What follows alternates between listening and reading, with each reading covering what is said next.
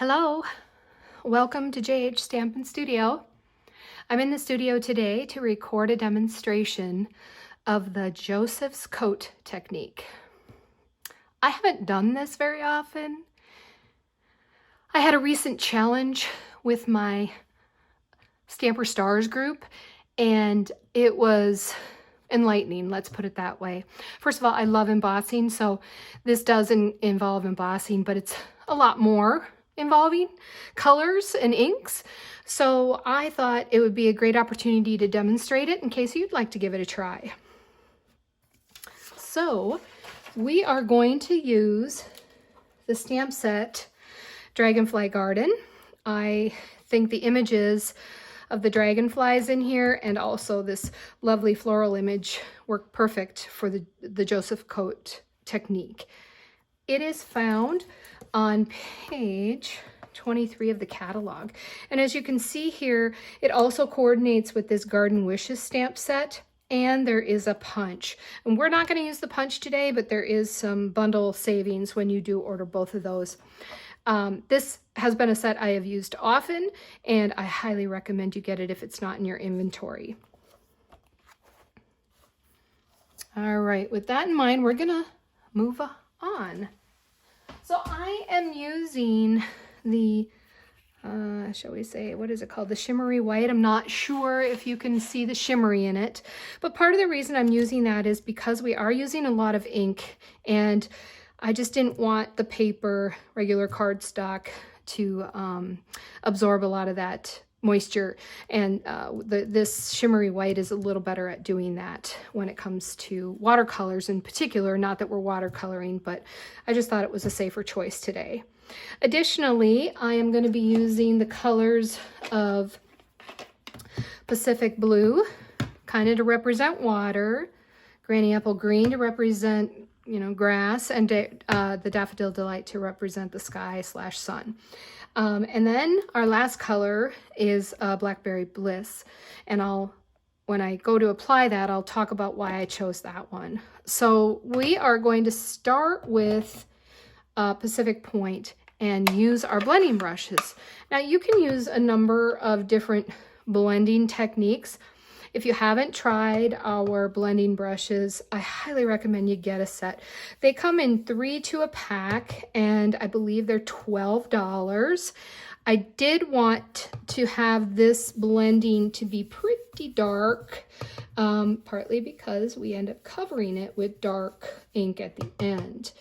But you can see how it's much easier to blend. I find that sometimes with my daubers, I get like this big blotch. Probably because I need to practice more, but that's the blending brushes just work better. And when you start off, it's much easier because you can always add more color, but you can't always take away color. You can see I created some lines here. These are just kind of my imaginary border, okay? I think that's gonna be pretty good. Like I say, blending doesn't have to look perfect. All right. Then next, go with the Granny Apple Green for my middle. One thing about the green is on my initial test, I had trouble kind of seeing it. So I've decided to make sure I'm going to be dark here. So you'll see, I kind of got it too dark, but I guess I'm going to have to go dark just to kind of make it look. But what's nice, I guess, about this technique is the blending at the end of the day doesn't matter a lot because it's going to show through when we go to embossed and take away, in other words, the embossed resist technique part of this, and you'd be surprised how well it looks. Okay, the other thing about this is we will probably need to take time to dry. So again, as I practice, I find, oops, I didn't let it dry enough, right?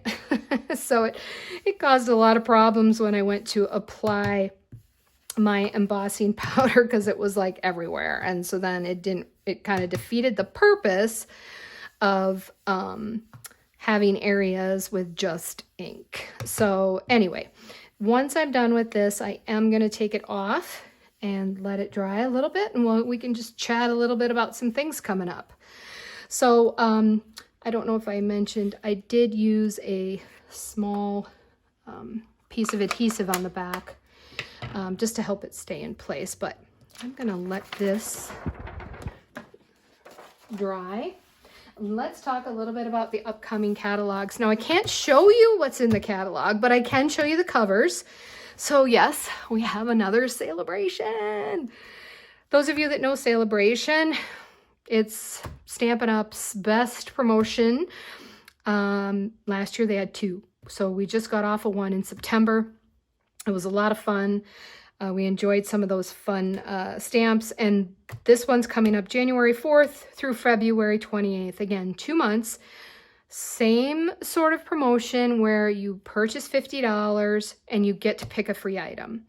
There are a few items where when you purchase 100, you get to pick those items. They tend to be a lot more elaborate, or they might be a combination, like a bundle of things. Many items will also then coordinate with items in the new mini catalog. So the mini catalog, January to June. January 3rd is when the current mini expires. We're going to probably see some sales coming up on last chance items from that catalog, and then the new mini carries, and that goes through June. Now, just to talk the annual catalog, which is what I showed you earlier, that catalog goes through into May, like early May. And so that catalog, of course, is still current. That has a lot of our main items, cardstock, inks, the blending brushes, a lot of tools. These introduce stamp sets, embellishments, some tools, some ribbons, dies and punches that kind of go with this time of year. So you'll see some Valentine's, you'll see some spring and Easter, things like that. But we recently got introduced to it and had a lot of fun. You may even have been seeing some demonstrators showing you sneak previews.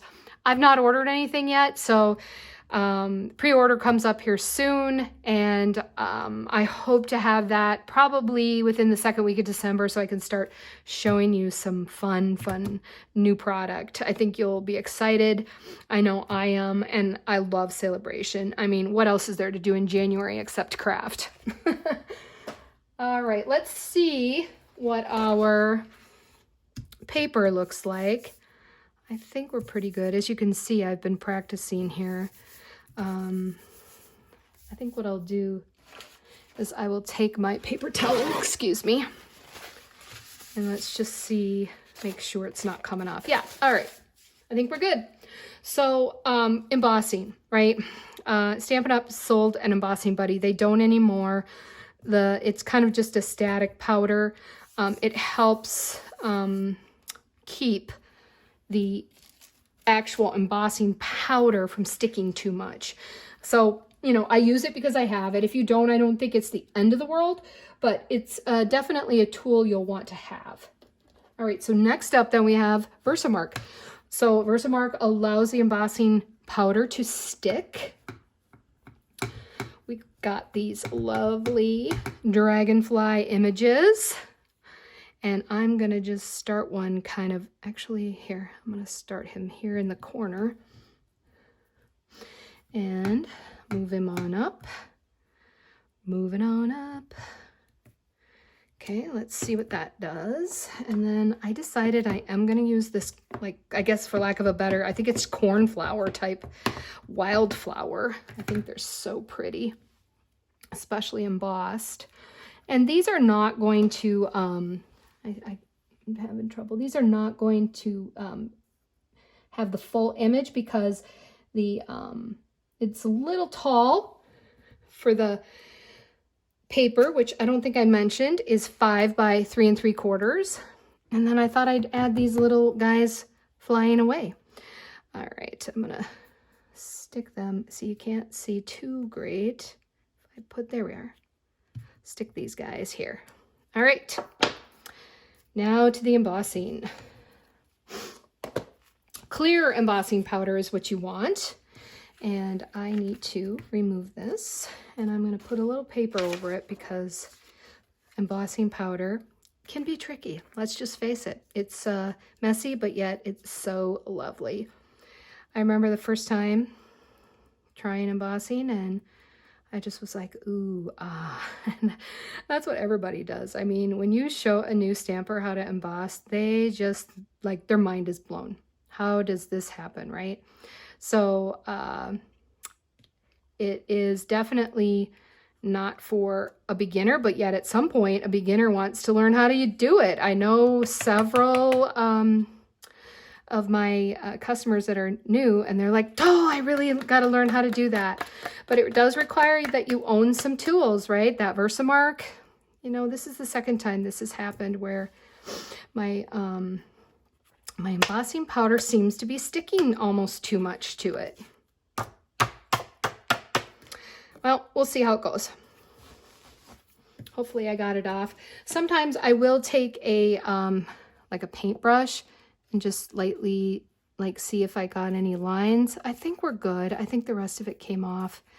Again, with all this ink, I don't know if maybe some of the powder is just lingering because, again, it might have been a little too wet. All right, set those aside. Next, we go to the heat. Gotta have heat. So it's gonna get a little loud here. I learned this trick a long time ago. You take this clipboard because it makes it super easy to hold as opposed to your fingers, and then you get hot. And then it also allows this surface to get warm without you having to touch it. So when it comes to the heat gun, you wanna let it warm up a bit, although I have been using this, so it might not take too long, but when you put it over this too much, it starts to curl. And what I recommend is that you just keep it moving, right? So that it's not gonna curl. And then as soon as you start to see the magic happen, right? Those of you that emboss, then you start kind of concentrating on that area. But until then, we're just gonna kind of heat up the paper a bit without hopefully having it curl too much, right? All right, let's just see if we're gonna see some magic. I usually start to see it maybe,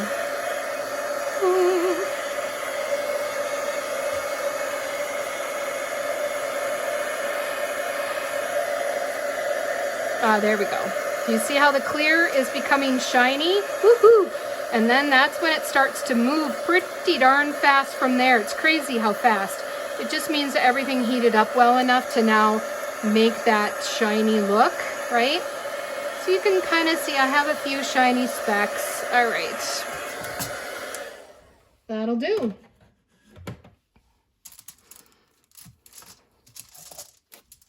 All right. So I'm gonna put this back on my spot here. Not that it has to be in the same exact spot. I'm gonna let that cool down a bit. This is when you probably need a wet wipe. Now with the Joseph's coat, part of the reason, if you think of the story, Joseph's coat, he had the multicolor coat that he was given that, you know, held a lot of magic. And when you think about all this is super magical, right? So the one thing is that, like Emboss Resist, we're going to put now another cover, a coat of ink over this. This ink needs to be a dark ink. So a lot of people will use black. I've seen Night of Navy. I decided I'm going to use Blackberry Bliss because let's face it, that's a pretty dark color. And there's just something about this color with the dragonflies. I don't know. I just love it. So let's just kind of test. Yep, that seems to be okay. I find this to be a little tricky. Again, me and my trickiness.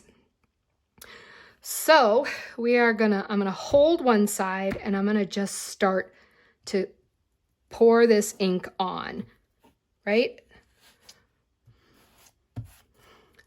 Let's go to the other side. Not a lefty, but that's okay.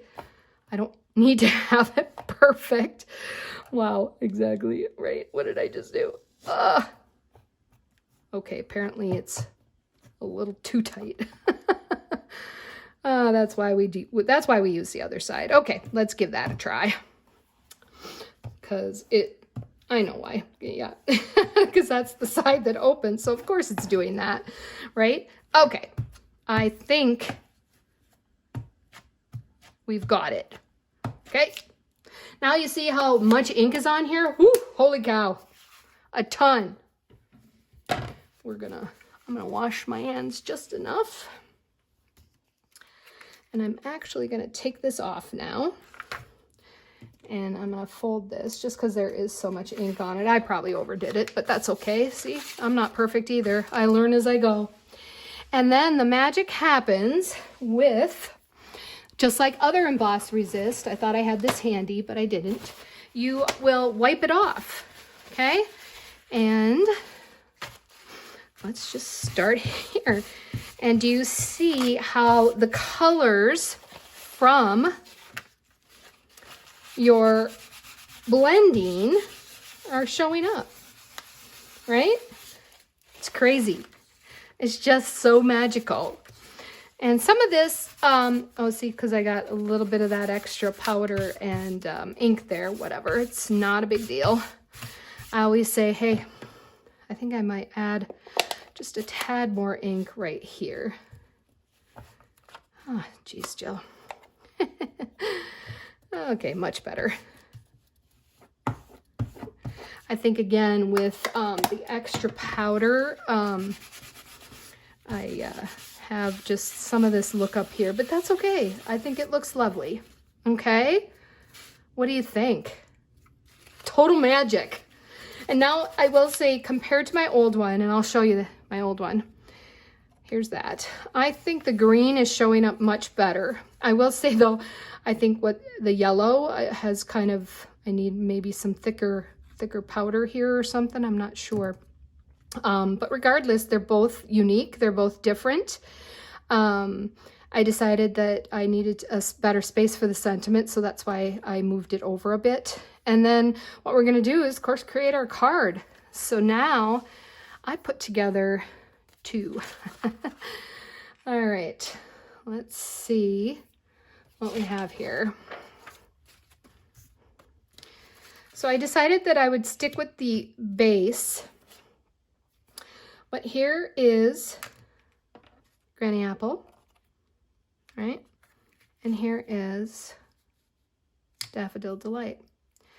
I mean, it's kind of crazy how both of these just give you a different look, right? So the yellow itself looks more orange in this one, whereas having the yellow in the background kind of pops it more. Let's switch the two because this green turned out much better. I'm just gonna see how they look differently. So this actually made the green pop a little better, right?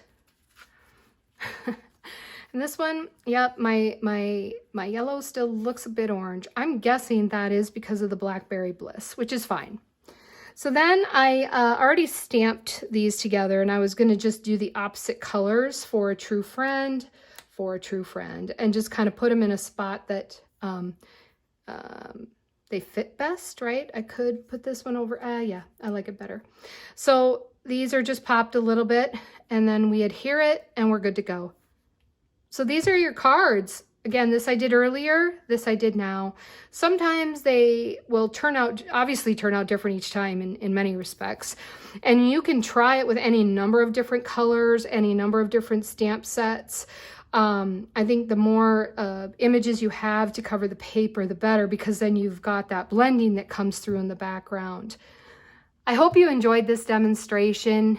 And if you give it a try, please comment and share your card. I'd love to see it. This is definitely a technique that takes a little practice, but I think you'll have a lot of fun and people will be super impressed with it. Thanks so much and have a great day.